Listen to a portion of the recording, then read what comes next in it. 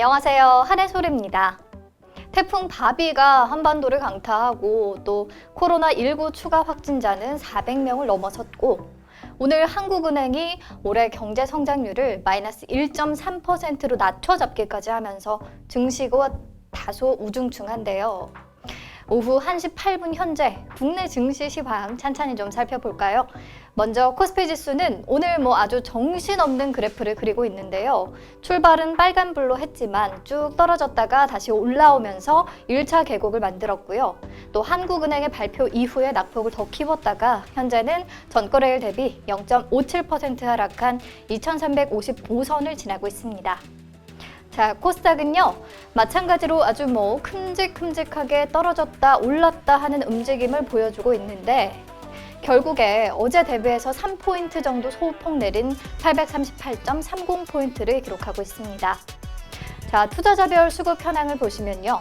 코스피 시장에서는 기관의 매도세가 좀 두드러지게 나타나고 있고요. 코스닥 시장에서는 외국인의 팔자세가 크게 나타나는 모습입니다. 오늘도 역시 개인들의 매수세가 그나마 지수 하단을 지지해주는 모습이네요. 네, 여기까지 시장 상황 짚어봤고요. 이제 오늘의 특징주 만나보겠습니다. 첫 번째 종목은 이스트 아시아 홀딩스입니다. 오늘 주식 거래 재개와 동시에 상한가로 직행했는데요. 앞서 이스트 아시아 홀딩스는 외부 감사인 미선임으로 지난해 4월 19일부터 주식 거래가 정지됐거든요.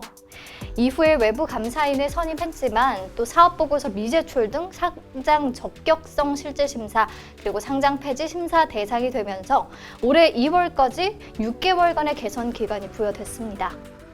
그런데 어제 한국거래소가 기업심사위원회 심의 결과 이스트 아시아 홀딩스에 대해서 상장 유지를 결정했고요.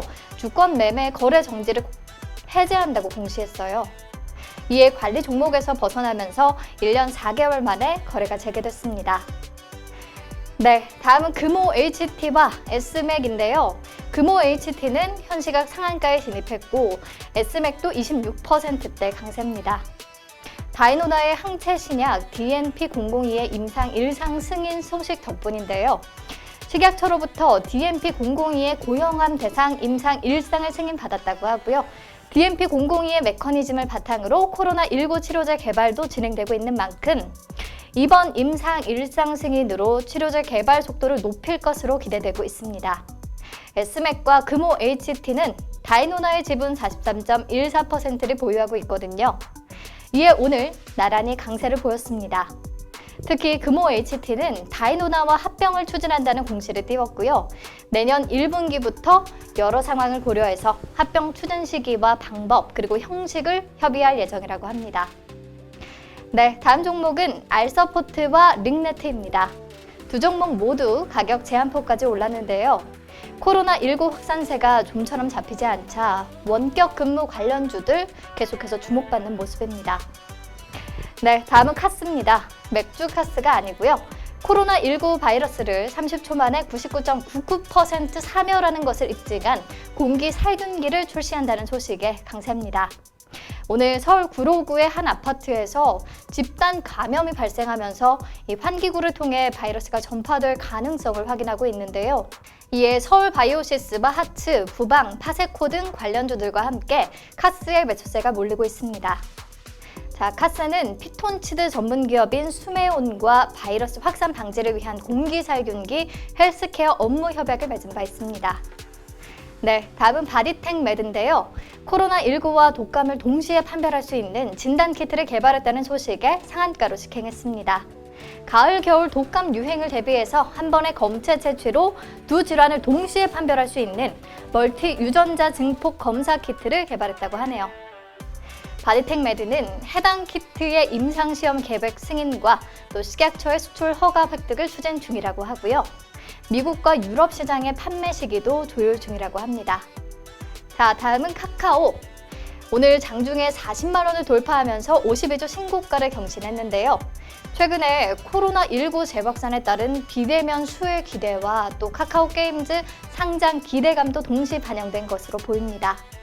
카카오 게임즈는 어제부터 오늘까지 이틀간 기관 수요 예측을 실시하고 있고요. 기관의 참여 열기가 굉장히 뜨겁다는 소식이 들려옵니다. 결과가 궁금해지네요.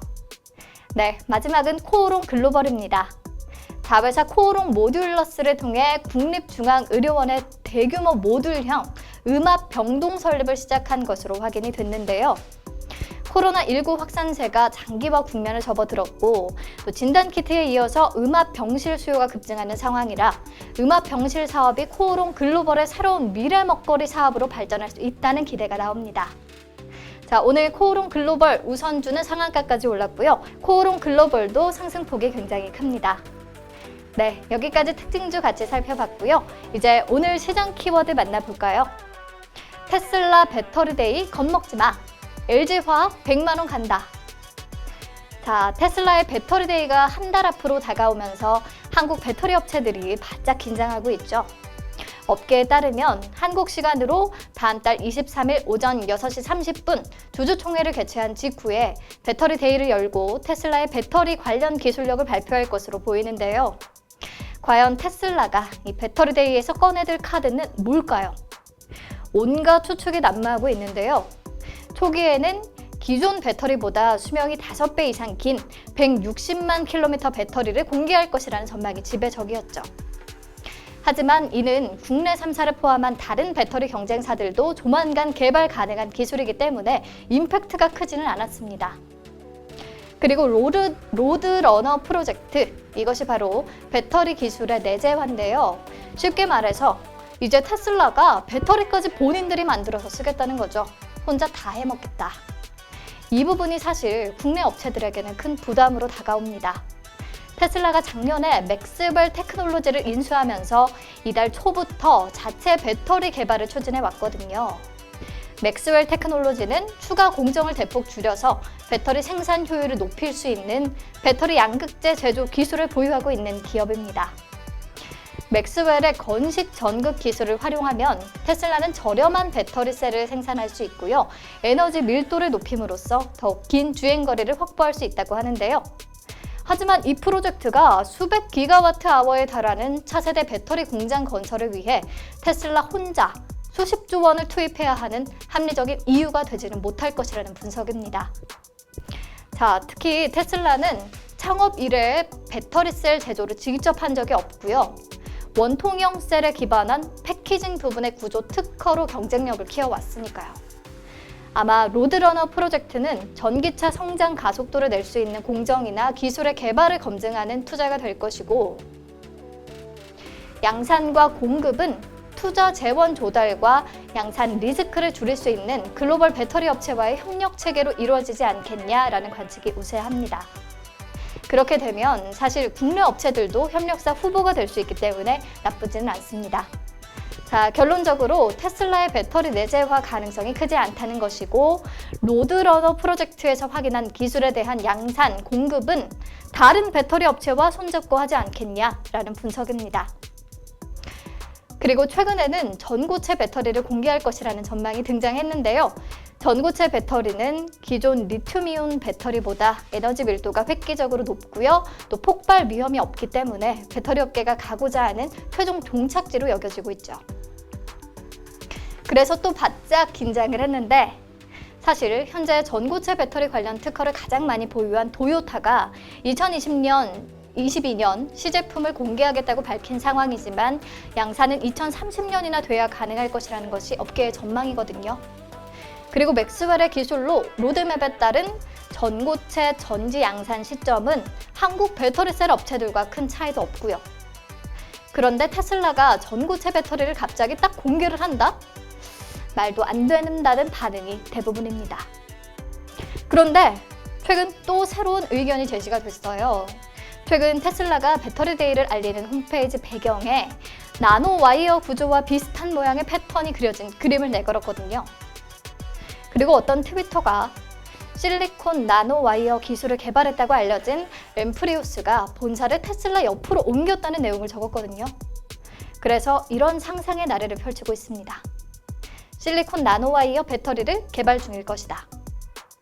실리콘은 기존 리튬이온 배터리에 쓰이는 음극재인 흑연보다 약 10배의 리튬을 저장할 수 있습니다. 하지만 실리콘은 충전될 때 팽창해서 파손되는 치명적인 단점이 있어서 그동안 제대로 쓰지 못했죠. 하지만 나노 기술을 적용하면 실리콘이 리튬을 흡수하면서 팽창할 때 부서지지 않게 만들 수 있거든요.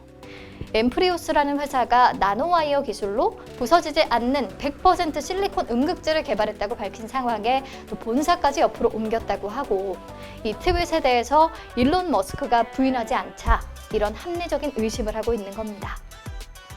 이렇게 온갖 축축만 낳고 있어서 정말 답답한데요. 과연 테슬라 특유의 허풍일까요? 아니면 이번에는 진짜 뭔가를 내놓을까요? 어쨌든 우리가 너무 겁먹을 필요는 없을 것 같습니다. 나노와이어 배터리든 전고체 배터리든 기술적인 난제가 많아서 2030년 이전 양산은 물리적으로 어렵고요. 그 기간 동안에 우리 K배터리 업체들 가만히 지켜보고 있는 건 아닐 테니까요. 우리도 최고 수준의 기술력을 자랑합니다. 기술 개발도 게을리하지 않고요. 게다가 배터리는 복잡한 화학 기술과 특허가 누적돼서 만들어지기 때문에 그 자체로 진입 장벽이 엄청 심한 분야인데요. 아직까지 배터리 양산 경험이 전무한 테슬라가 자체 양산에 나선다고 해도 기존의 배터리 업체들을 위협할 만한 원가와 품질을 당장 확보하기는 어렵지 않겠나 생각합니다. 다음 달에 정확히 어떤 기술과 계획을 발표할지 좀 침착하게 기다리다가 확인을 해봐야겠어요. 아무튼 시장에서도 배터리데이를 둘러싼 우려가 다소 해소되면서 어제 오늘 배터리주들 다시 오름세를 이어가고 있는데요. 특히 LG화학은 어제 CATL의 배터리 폭발 사고가 나면서 대표 경쟁업체로서 더 주목을 받았죠. 중국 완성차 업체 광저우 자동차의 아이온-S에서 잇따라 화재가 발생했는데 발화 지점으로 의심되는 배터리를 CATL이 공급했다고 해요. 주행거리를 높이기 위해서 양극재의 니켈 비중을 높인 배터리였는데 이 니켈 비중을 높이면 안정성이 낮아지거든요. 우리 업체들도 이 부분을 잘 극복해야 할 것 같습니다. 그리고 오늘 LG화학의 목표가를 100만 원으로 제시한 하나금융투자의 리포트가 나왔는데요. 특히 타 전지업체 대비해서 석유화학 부문이 프리미엄 요인으로 작용할 것이라는 판단입니다. 현재 석유화학 매출의 30%를 차지하는 ABS, 아크릴로 니트릴 부타디엔 스티렌과 폴리스티렌이 호조세를 보이고 있는데 ABS 마진은 10년 내 최대치고 또 중국 가동률은 4개월간 100%에 육박한다고 합니다. 재택근무 확대 등에 따른 가정용 전자기기의 판매량 확대가 수요를 견인했다는 설명입니다. 이 밖에 석유화학 매출의 33%를 차지하는 NCC와 폴리올레핀은 음식 포장과 개인 위생 등 패키징 수요 확대로 견조하고요. 매출의 15%를 차지하는 폴리염화 비닐은 미국 주택시장 호조와 유럽, 인도 건설 경기 회복으로 강세가 지속되는 모습입니다. 자, 전지 부문에 이어서 이렇게 석유 화학 부문까지 뒷받침되며 목표 주가 100만 원까지 제시되는 모양새네요. 네, 이 흐름 잘 이어가길 바라면서 오늘 브리핑은 여기서 마칠게요. 내일 다시 만나요.